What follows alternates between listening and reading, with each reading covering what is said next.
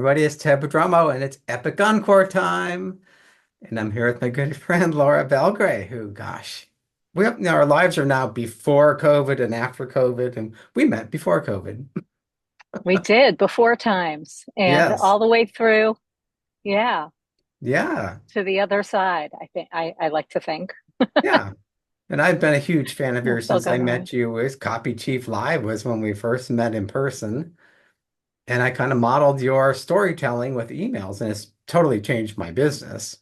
And now as I evolve into a new business, I just wanted to kind of pick your brain about how you evolved with your business. Yeah, I love that. I love watching the pivot in evolution of business evolution. It's been so cool um and great to watch what you're doing with your emails, what you've been doing with them because they are so personable and great storytelling and simple, but um really just really effective and affecting. Yeah. So And love your that. business has changed a lot because when I first met you, you didn't even have a course. You came out with Inbox Hero after we met. That's right. Yes, I did. So, no, I didn't even have a course. I came from the world of promos. So, like in mid 90s, I got what was absolutely my dream job, which was writing promos for TV. And I didn't even know what promos were when I first heard of them.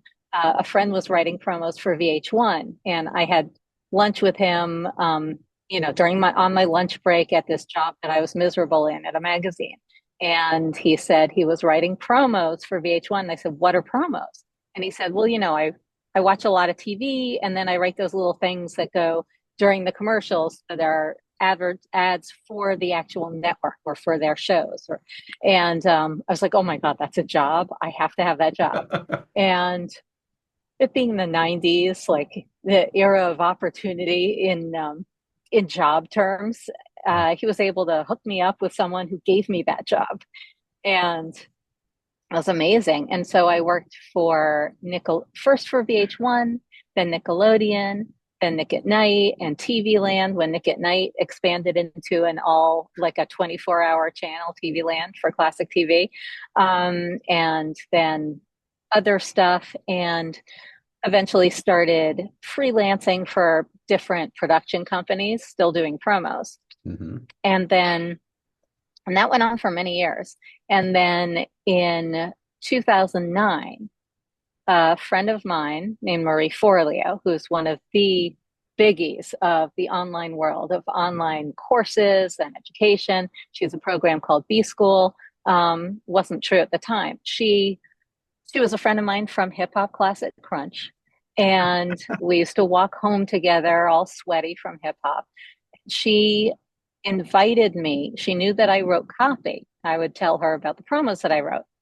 And she was doing her first live event at it was for like 50 people in the library of the Soho House, and it was called Rich, Happy, and Hot Live. And she invited me to speak about copy at that thing. And um, her world was a different kind of copywriting than the kind that I did. Like I was Yeah. doing really brand copywriting for television, very different from like direct response, click here and buy this now, or sign up or join us.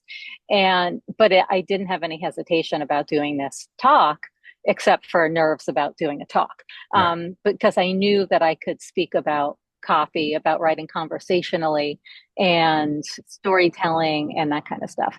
And so I gave this talk, and people started coming up to me at the end of it and saying, "Hey, I am a coach, or I'm a realtor, I'm a this or that. I need help with my copy. Like, I don't know what to write on my about page. I don't know what to write in my emails to my list, etc. And can you help me?" And so I just started saying yes to these people who are private clients. And I started charging them more than I was able to charge for in promos. Like there's a ceiling. It's a corporate structure. Yeah. The TV network has to look, publicly owned, profits, all that.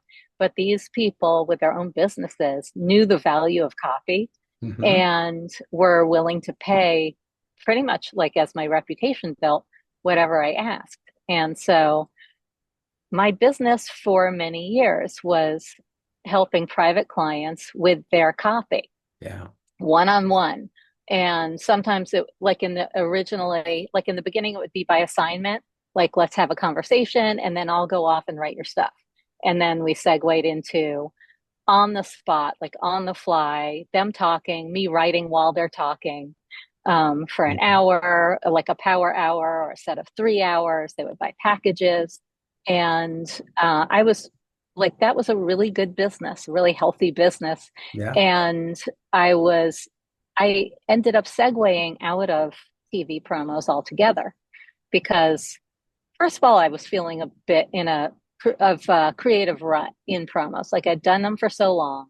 Yeah. And also, yeah, and I felt like I didn't have any fresh ideas in that department anymore. And also, there was such a ceiling on what I could earn Right. doing that. And so I just started saying no to those assignments. And I became entirely an online copywriter for private clients. And then towards like I'd say 2018 or so, I started getting tired of these appointments that I had. Right. And I said, you know what? I'm going to see what happens if I take no appointments, no client meetings on Mondays and Fridays, only Tuesdays, Wednesdays, and Thursdays. Yeah. And and like spend that time focused on writing my emails. Like I want to make a go of it and write them consistently to my list Hmm. and see what happens. And so I took Mondays and Fridays off and like off the table. And I loved those days of the week so much that it's like, let's see what happens if I take Tuesdays and Thursdays off the table and only take clients on Wednesdays. And meanwhile, raise my prices. And like Wednesdays would roll around and I'd be like, oh God, it's Wednesday. Like, Yeah. oh God, I have appointments today.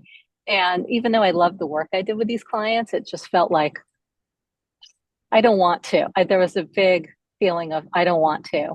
And how great would it be if I could just segue into doing something else entirely, like make all my money from doing something else, from writing on my terms, on my time, in my voice, Yeah. and using that to sell, using my copywriting skills to make money for me. And so I started offering, I like created a mini course. I didn't really think I had what it took to like the bandwidth, the stamina, any of that to create a course. So meanwhile, um, I had launched the Copy Cure with Marie Forleo. She was the one who invited me to speak that time at Right. Soho House. And the Copy Cure was a big course. And so I was like, okay, that's my big course. Am I even capable of creating any courses on my own? I had doubts, but then I sort of accidentally created one. It was a Right. mini course called 60-Minute Makeovers Copywriting Mini Course. And it's just a PDF of befores and afters using the work that I'd done for clients. Like, Hmm. this is what their homepage looked like before.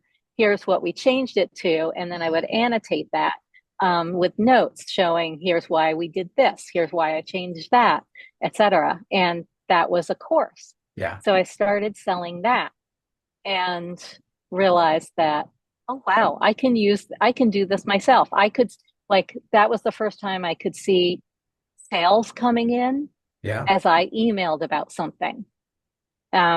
Like sharing a course with Marie, like she was the one who saw the sales and then would tell me what chunk I had made at Right. every quarter, which was amazing. But this was the first time I saw the results like that I was able to generate with my own writing. And it was very exciting. And so from there, I started creating more courses and selling them to my list and making a real concerted effort to build my list because Yeah. I saw then like, okay, the bigger my list, the more sales I will make. It's a numbers game. Yeah. So I stopped taking clients altogether. First, I jacked up my rates to a Hmm. place where I thought nobody would take me up on them. They did keep booking me. It Right. was 14.50 an hour at that time. And Not then $14.50. nope, $1,450. Yes. And people still book me. And then I was like, you know what? I want to retire from client work and solely use my copywriting to make money for me and spend my time writing these fun story-based emails Yeah. that sell things. Because they're such a delight to write, and I got to write in my own voice Yeah. and share my point of view. And it was as close as I had ever come or have ever come to my holy grail of work, which is getting paid to be me. Yes. So, yes. I can totally So, relate to that appointment thing because I love my clients, but I say, oh God, not another appointment. right, exactly. Not another appointment. So, I mean, still have some appointments here and there, but it's not for client work. It's not Yeah. someone's paying me to show up right now.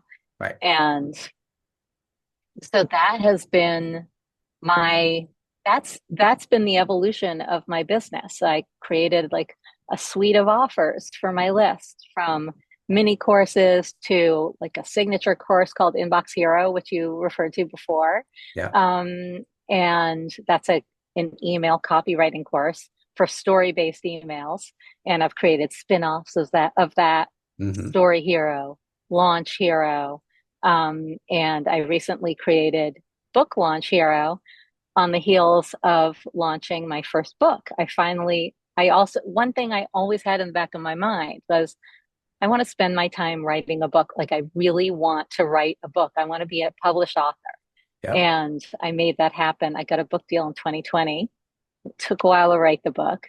Then a year ago in 2023, it came out in June, and I did a big launch for it to my list Yeah, and on I have a social, copy. etc. You have a copy. Good. I'm so glad. And so and one thing I've learned is that if you do something once successfully, you can create a course about it. You're Right. not positioning yourself as the foremost authority. You're saying, I just did this. I learned a ton. I can show you everything that I did, and it was very successful, and you can do it too. And that's enough knowledge to create a course, I like your right? courses because you do show the before and after, and then you highlight it and say, we changed this, and then we changed it because. And Right, nobody else does right, that. exactly. I've never seen a Is that course. true? I've never seen one. Interesting. Yeah, you need to know why. Like, Right. why is that better? It's not intuitive for most people. Right. Like, like I don't know what was wrong with that before. Like, it might be something totally catchy and that look like great copy, Right. and most people don't know why it's not as effective as this over here. Do you have any formal copywriting training, or do you just started writing promos? Yeah, I just started writing promos. There was nobody ever sat down and taught me, here's how to write copy. I had a great boss who was my mentor in at Nick at Night, and his name is Tom Hill, and he's still in the business. He's like head of creative for this network called Cozy TV, that's just classic TV. Right. And he taught me a lot about more about comedy structure. And like I would come to him with a script that I thought was hilarious. Hmm. And he would say like kind of funny, but it doesn't really have comedy logic to it. And he would take a big red pen and X things out and be like, find a tweak that made it make sense. And so I learned so much about being funny, like not just within jokes, not just to your friends, but funny that the public can understand. Yeah. And so I learned a lot about that, and also a lot of things about that do translate to the kind of copywriting I do now, like call to action. That's where I first learned that term. Right. Um, we would always say, like, where's the call to action? In writers' meetings, people would say, well, the call to action needs to be moved up, or the call to action needs to be stronger. We would do something called that you don't hear about much in our world, but called putting ownership at the top. So instead of, um, presenting different strokes Yeah. on like different strokes is coming back, blah blah blah. We would say Nick at Night is bringing back different strokes, or Nick at Night presents this. Right. So, like giving it that ownership so everyone recognizes right away this is who has it. Little things like that. Yeah. Um, Subtle but powerful. yes, exactly. Yeah. And cutting things. I learned, I tend to go long, Yeah. and there would be a producer there with I mean, it really matters when you're doing spots for TV. There would be a producer there reading my script or having me read it out loud, and they'd have a stopwatch in their hand and be like, "Oh, that's not a 30, that's a 38." Yeah. And so I'd have to find places to cut kind of ruthlessly. Like cut the word that out every time you say that. Exactly. That is usually unnecessary. So you're So pivoting again, I noticed, because I was in the shrimp club a while back with your mastermind, and this is the last one coming up. this is the last round of it. And it's still a wonderful program, still makes me a nice chunk of money. That's like, it's a big piece of my income pie. And people still get great results from it. And I still love running it. But I started to feel a little bit of like, I don't know, wearing a groove in the floor, or like a dent in the cushions, Right. where I'm repeating myself and doing the same things. I'm like, oh, it's time to run that contest again. And do you want to give the same prizes again? And I felt like it's time to do something fresh. And I don't know what that is, but it's Yeah. time. I can relate to that. Yeah. Yeah. Like We're you're always doing kind a of big pivot evolving. Like right you're not, now. you have to be constantly evolving in this because you do. You get bored and it shows in your work. You're like, oh, I love these clients, but if I have to answer that question one more time. Yes, exactly. Like if you're just tired of hearing yourself and repeating the same things over and over, it's worth repeating things over and over Right. because most people haven't heard them before or might hear it a new way this time, even if they have heard it before.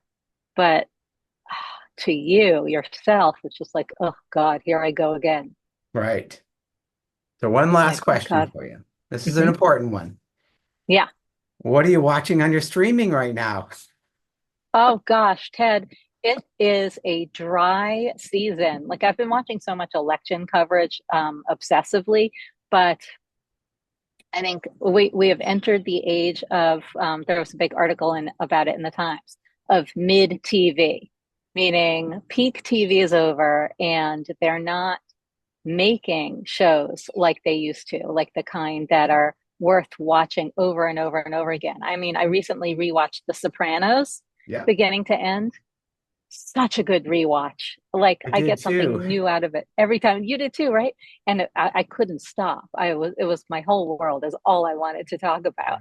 And it's going to be a while before White Lotus comes back. That's not till 2025. I have heard that Industry is really good. Oh yeah. And I've seen people do it on HBO. So that might be my next streaming thing. And I also kind of want to watch Veep. I never watched Veep the first time around. And so that's made a comeback. That's a real Um, good one. yeah. So I'll probably be watching that too. But I think Industry is probably next. See, this is why you can't work 4 or 5 days a week. Correct. I need a lot of time to stream. And I also like to read. I get in a groove where I'll read several books in a row and then I'll be in a rut for like months and months. Yeah, But I'm happiest when I'm reading a great book and that I can't put down or can't stop thinking about. yeah. Great. Well, Laura, it's been so great catching up with you as you pivot. We're both pivoting again. Here we go. Yay. So Congrats, Ted. Thank you so much. thank you and good luck with whatever comes your way now. Thanks. Thank you.